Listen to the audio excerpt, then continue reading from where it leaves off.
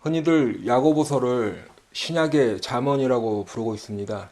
그 이유는 야고보서에 보시면 이러이러한 것들을 하라라는 권면의 말씀과 또 이러이러한 것들은 하지 말라라는 금언의 말씀이 많이 있는 것을 볼 수 있기 때문입니다. 실제로 야고보서 전체의 내용 중에서 대략 반 이상은 명령어로 쓰여져 있는 것을 볼 수 있는데요. 이러한 이유 때문에 야고보서 신약 잠언의 내용이 주로 어떻게 살아야 하는가에 대한 지혜를 담고 있고 또 도덕적인 내용이라고 보기 때문에 야고보서를 신약의 잠언이라고 부르는 것입니다. 근데 우리가 이러한 시각으로 성경을 보는 것은 매우 주의해야 하는 것입니다. 왜냐하면 야고보서를 처음 시작할 때도 말씀을 드렸지만 성경은 도덕적인 수준을 끌어올리기 위해서 쓰여진 도덕책이 아니기 때문입니다. 성경은 하나님께서 우리 인간들에게 하나님 자신을 계시해 주시고 또 하나님께서 우리 인생들을 어떻게 구원하실 것인지 하나님의 구원 계획을 알려주시기 위해서 쓰여진 것이 성경이라고 말씀을 드렸습니다. 그렇기 때문에 우리가 성경을 읽을 때에는 하나님께서 이러한 말씀을 하시는 그 이유와 목적을 알기 위해서 그것을 깨닫기 위해서 힘써야 하는 것입니다. 물론 이 성경 말씀대로 우리가 우리의 인생을 살다 보면 세상 사람들 사이에서도 높은 도덕관과 높은 윤리의식을 가지고 살게 될 것입니다.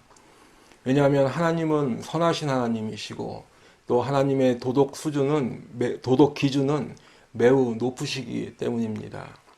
그 대표적인 증거가 바로 십계명을 기초로 하는 율법이라고 보시면 되겠습니다. 오늘 야고보서 3장 말씀에 보시면 말에 관한 내용으로 말씀을 시작하고 있습니다. 사람이 하는 실수 중에서 가장 많이 하는 실수 중에 하나가 말의 실수이기 때문일 것입니다. 오늘 3장 2절에도 보면 만일 말에 실수가 없는 자라면 곧 온전한 사람이라고 말씀할 정도로 우리들은 말의 실수를 참 많이 하는 것입니다. 뉴스에 등장하는 정치인들도 말의 실수를 합니다. 또 TV에 많이 나오는 연예인들도 말 한마디 때문에 많은 곤욕을 치르기도 하는 것이지요.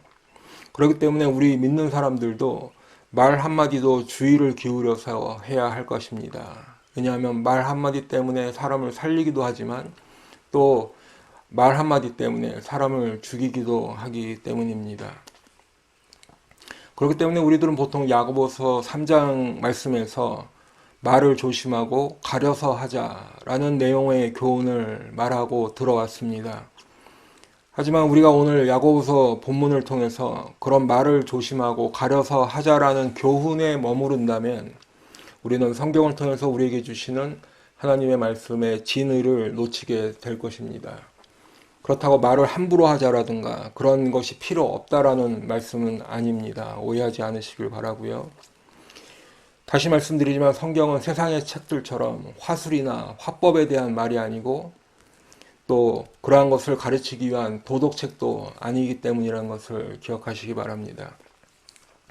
그러면 오늘 야고보서의 말씀을 통해서 우리에게 주시는 하나님의 말씀의 진의는 무엇인지 우리가 말씀을 함께 나누면서 깨닫는 시간이 되기를 바랍니다. 먼저 오늘 본문은 지혜와 총명이 있는 사람에 대한 말씀으로 시작합니다. 13절 말씀을 함께 보시겠는데요. 너희 중에 지혜와 총명이 있는 자가 누구냐? 그는 선행으로 말미암아 지혜의 온유함으로 그 행함을 보일지니라.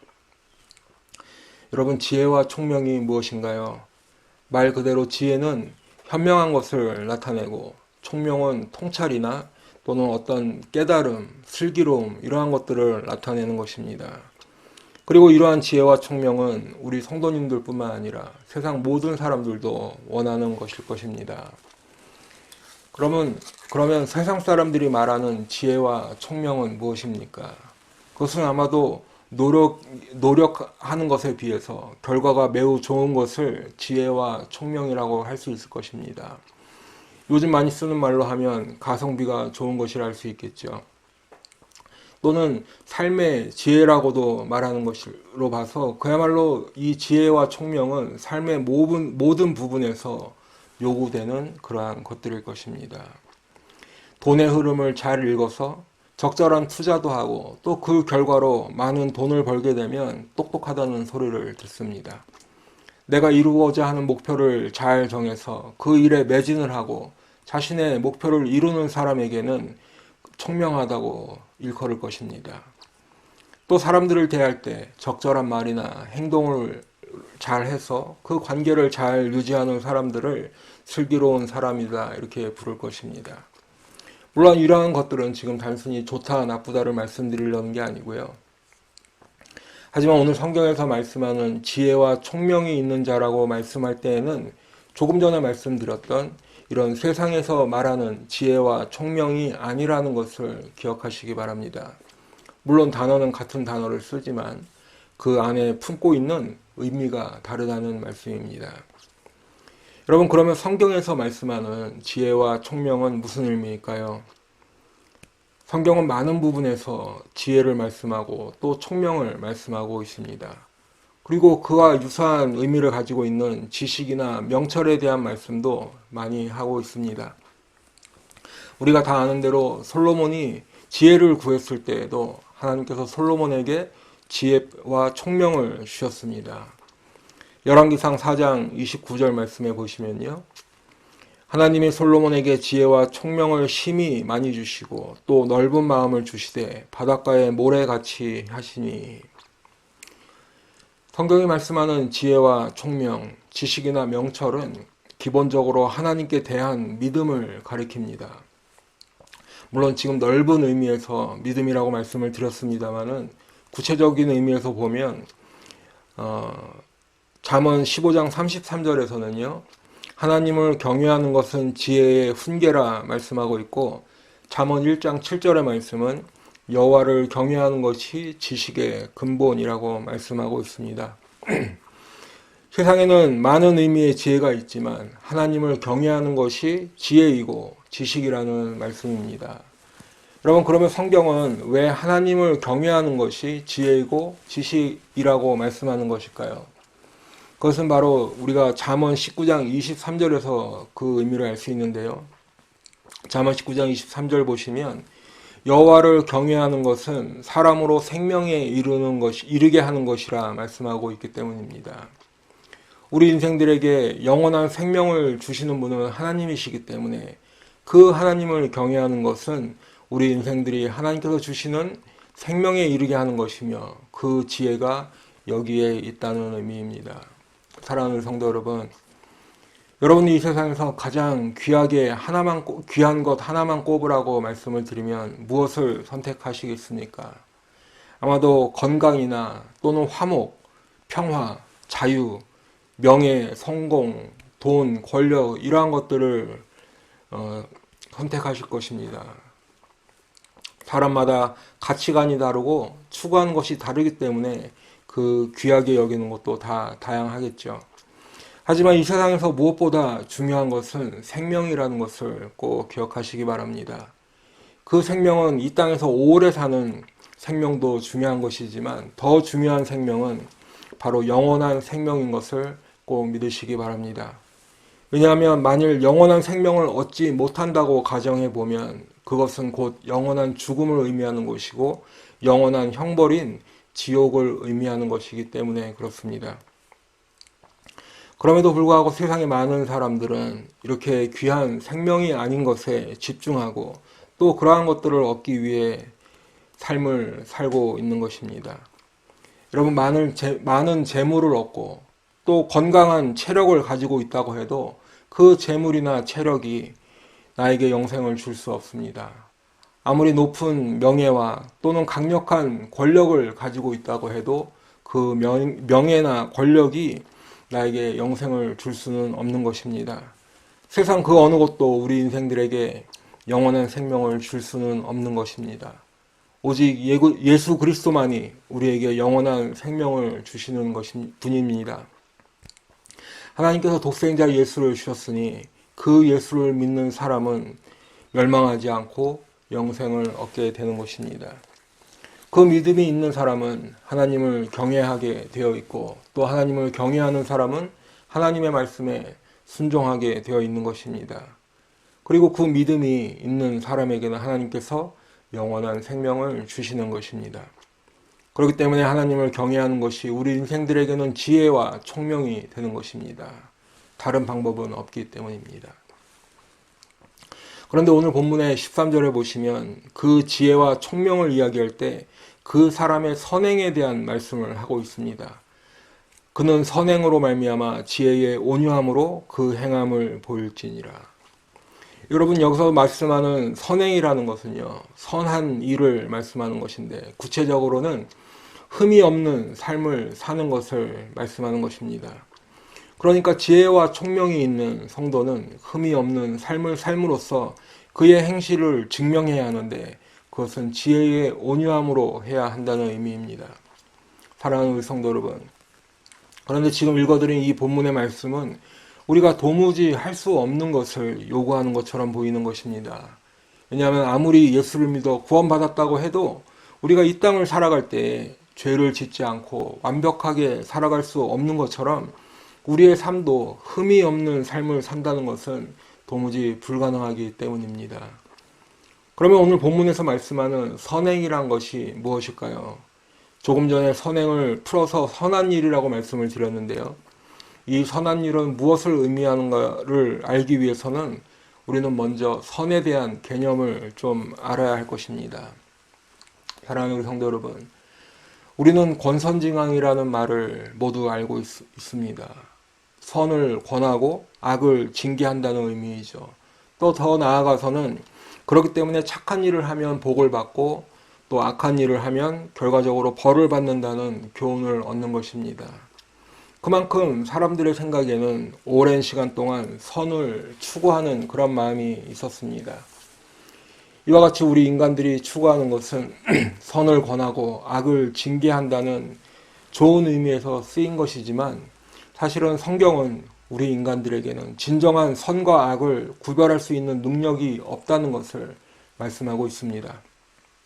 사랑하는 우리 성도 여러분, 창세기 1장 1절 태초에 하나님이 천지를 창조하시니라 라는 말씀에서 하나님이라는 이름 가운데에는 하나님은 선하시다 라는 뜻이 내포되어 있다는 것을 꼭 기억하시기 바랍니다.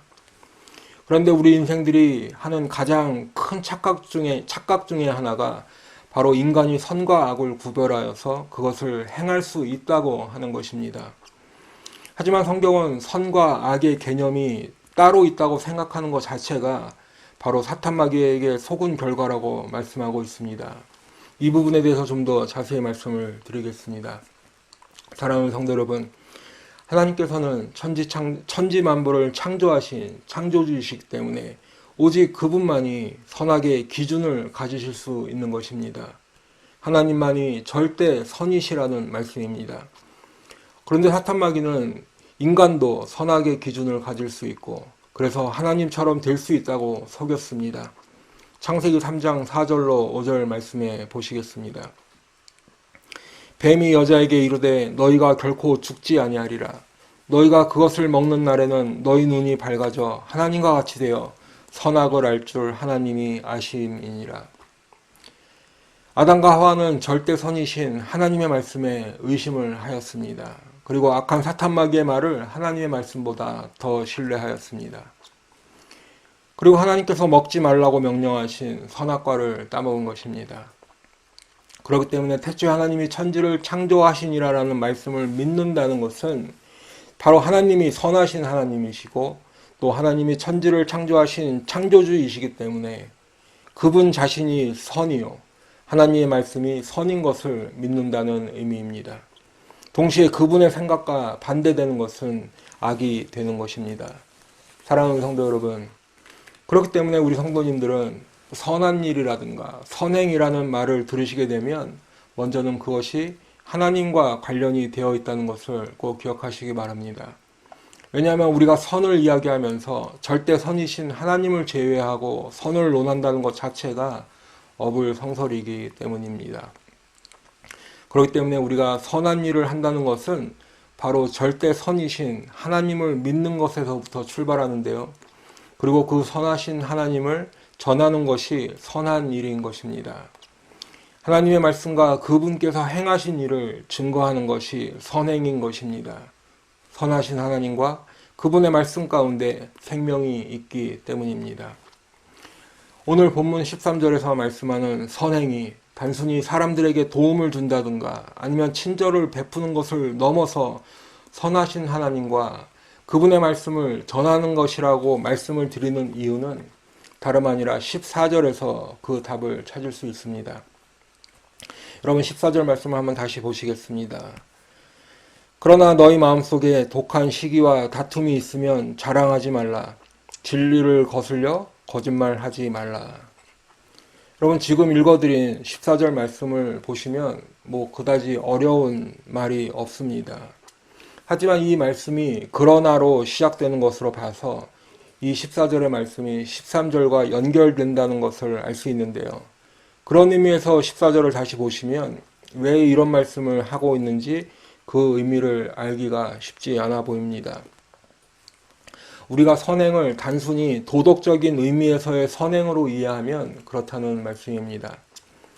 13절에서는 지금 지혜나 총명, 선행, 지혜의 온유함, 그리고 행함 등을 말씀하고 있는데 비해서 14절에서는요, 독한 시기와 다툼, 자랑하지 말라, 진리를 거슬러 거짓말하지 말라와 같은 말씀을 하고 있습니다. 그러면 이 두 절의 말씀이 단순히 뭔가 좋은 의미를 나타내는 단어들과 또 뭔가 나쁜 의미를 나타내는 단어들을 비교하고 있는 것일까요? 우리가 그 의미를 잘 알기 위해서는 선행과 대비되는 의미로 진리를 거슬러라는 말씀에 주목해야 합니다. 조금 전에 선행이란 것은 절대 선이신 하나님과 그분의 말씀을 전하는 것이 선행, 선한 일이라고 말씀을 드렸습니다. 그러면 지금 14절에서 말씀하는 진리라는 것은 무엇일까요?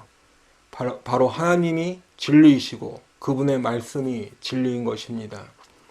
하나님께서 그렇다고 하시면 내가 아무리 반박을 해도 그런 것입니다.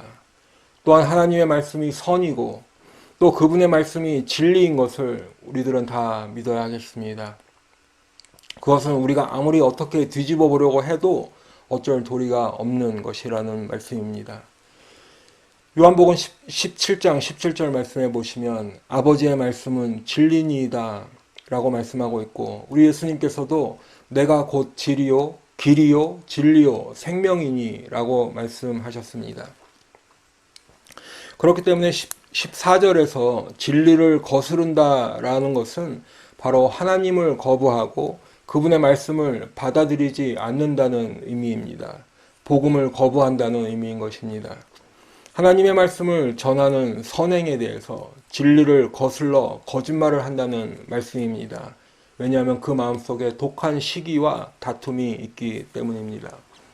사랑하는 성도 여러분, 우리가 사는 이 시대에도 복음을 거부하는 많은 사람들이 있습니다. 사람들에게 복음을 이야기하면 거부감을 나타냅니다. 우리가 다 죄인이라고 하면 자신은 선한 사람이라고 말하면서 복음을 듣기 싫어합니다. 예수님께서 십자가에서 죽으신 것은 우리의 죄를 위해 대신 돌아가신 것이라고 전하면 그것은 교회 다니는 사람에게나 해당되는 일이라고 손사래를 칩니다. 하나님의 말씀이 진리라고 하면 세상에는 절대 진리와 같은 것은 없다라고 사람들은 이야기합니다. 예수를 믿기 전에 우리의 모습과 똑같은 것입니다. 왜냐하면 예수를 믿기 전에는 모든 사람들이 다 사탄 마귀의 영향 아래에 있기 때문입니다. 사탄 마귀의 대표적인 특징 중에 하나가 거짓말이고 또 미움과 다툼이기 때문입니다. 그런데 오늘 본문 15절에 보면 이러한 사람들에게도 지혜가 있다고 말씀하고 있습니다. 물론 좋은 의미에서의 지혜는 아닌 것입니다. 이러한 지혜는 위로부터 내려온 것이 아니요 땅 위의 것이요 정욕의 것이요 귀신의 것이니 시기와 다툼이 있는 곳에는 혼란과 모든 악한 일이 있음이라. 만일 하나님의 말씀을 배척하고 진리를 거슬러 거짓말을 하는 것을 다른 의미에서 지혜라고 할 수 있다면 그 지혜라는 것은 땅의 것이고 육신에 속한 것이고 사탄 마귀의 것이라는 말씀입니다. 그렇기 때문에 하나님의 말씀인 진리가 없는 곳에는 시기와 다툼만이 있고 혼란과 모든 종류의 악한 일이 있는 것입니다. 선하신 하나님을 거부하고 그분의 말씀인 진리도 거부하는 절대 악만이 남아있다는 의미입니다. 사랑하는 우리 성도 여러분, 그런데 17절 말씀에 보시면 위로부터 난 지혜를 말씀하고 있습니다. 이것이 진짜 좋은 의미에서의 지혜입니다. 오직 위로부터 난 지혜는 첫째 성결하고 다음에 화평하고 관용하고 양순하며 긍휼과 선한 열매가 가득하고 편견과 거짓이 없나니 화평하게 하는 자들은 화평으로 심어 의의 열매를 거두느니라. 여러분, 지혜라고 해서 다 같은 지혜가 아닌 것을 기억하시기 바랍니다. 세상에 속한 지혜는 땅의 것이고 육신의 것이며 마귀에 속한 것인데 그 결과는 혼란과 모든 악한 일이 있다고 성경은 말씀하고 있습니다. 이것은 가짜 지혜입니다. 반면에 진짜 지혜가 있는데 그것은 하늘에서 오는 지혜입니다. 그리고 하늘에서 오는 지혜는 맺는 열매가 있는데 그것은 선한 열매이고 의의 열매를 맺는다고 말씀하고 있습니다. 다시 말씀드리면 절대 선이신 하나님을 믿고 그분의 말씀에 순종하며 사는 하나님의 백성은 하나님께서 주시는 영원한 생명을 얻을 것입니다. 그리고 이 땅을 살면서도 선한 열매와 의의 열매를 맺는다는 말씀입니다. 그렇기 때문에 성경은 이것을 위로부터 난 지혜라고 말씀하는 것입니다. 우리 인간들이 스스로 깨우쳐서 얻게 된 지혜가 아니라 하나님께서 주신 지혜라는 의미입니다. 그리고 그렇게 하나님의 지혜를 얻은 사람들은 선한 열매를 맺고 의의 열매를 맺을 것이라고 말씀하고 있는데 여기서 말씀하는 선과 의는 모두 다 하나님의 성품인 것입니다. 여러분, 열매는 내가 맺으려고 노력해서 맺게 되는 것이 아니라 내가 주님 안에 거하고 주님께서 내 안에 거하시면 자연적으로 맺게 되는 것이 열매임을 기억하시기 바랍니다. 하나님과의 관계가 이루어지고 또 그분의 말씀이 내 안에 거할 때 우리는 이와 같은 선한 열매, 의의 열매를 저절로 맺게 될 것입니다. 사랑하는 우리 성도 여러분, 하지만 한 가지 잊지 말아야 할 것은 지금 우리 성도님들이 세상에서 살아갈 때에 도덕적인 것을 무시하라고 이 말씀을 드리는 것이 아니라는 것을 꼭 기억하시기 바랍니다. 우리들은 선하신 하나님을 믿는 성도들답게 이 세상에서도 높은 도덕과 윤리의식을 가지고 살아가야 할 것입니다. 하지만 우리가 도덕과 윤리의식에 우리의 초점을 맞추게 되면 정작 가장 중요한 하나님과의 관계는 없는 속빈 강정과 같은 그러한 신앙이 될 수 있다는 것도 또 잊지 마시기 바랍니다. 우리가 우리의 이웃을 사랑으로 돌봐야 하지만 하나님 없는 이웃 사랑은 단순히 그저 자원봉사 나가서 돕는 것에 지나지 않는 것입니다. 우리가 사람들에게 화평을 전하고 긍휼을 베풀어야 하지만 하나님 없는 화평이나 하나님 없는 긍휼은 진정한 의미에서의 화평이 아니고 진정한 의미에서의 긍휼이 아니기 때문입니다. 눈으로 보여지는 결과가 먼저가 아니라 내 영혼이 살아나는 믿음이 먼저라는 것을 꼭 기억하시기 바랍니다. 사랑하는 성도 여러분, 이제 말씀을 맺도록 하겠습니다. 지난주에는 우리가 믿음과 행위를 구별하지 말아야 된다. 믿음과 행위는 하나가 되는 것이 온전한 믿음이라고 말씀을 드렸습니다. 오늘은 처음에도 말씀을 드렸지만 우리가 성경을 읽을 때 도덕적인 관점으로 접근하지 말아야 하는 것을 말씀을 드렸습니다. 그리고 하나님께서만이 절대 선이시며 선과 악의 기준이시며 또 그 선과 악을 명확하게 아시는 분이시며 그 악에 대해서는 심판하시는 하나님이신 것을 기억하시기 바랍니다. 그렇기 때문에 우리가 하나님을 믿는 믿음 안에서 그분의 말씀을 따라 살게 되면 자연적으로 우리의 삶에는 선한 열매와 의의 열매가 맺혀질 것입니다. 그렇기 때문에 우리는 열매를 맺으려고 노력하기보다는 먼저 위로부터 난 지혜를 받아 지혜와 총명이 있는 자들이 되시기를 축원합니다. 그리고 하늘로부터 받은 지혜를 가지고 선하신 하나님과 그분의 말씀을 전하는 선행을 하는 복된 성도가 다 되시기를 축원합니다. 우리 모두가 그러한 믿음을 가지고 선한 삶을 살아내어서 선한 열매, 의의 열매로 하나님께 영광을 돌리는 복된 성도들 다 되시기를 예수님의 이름으로 축복합니다. 기도하겠습니다.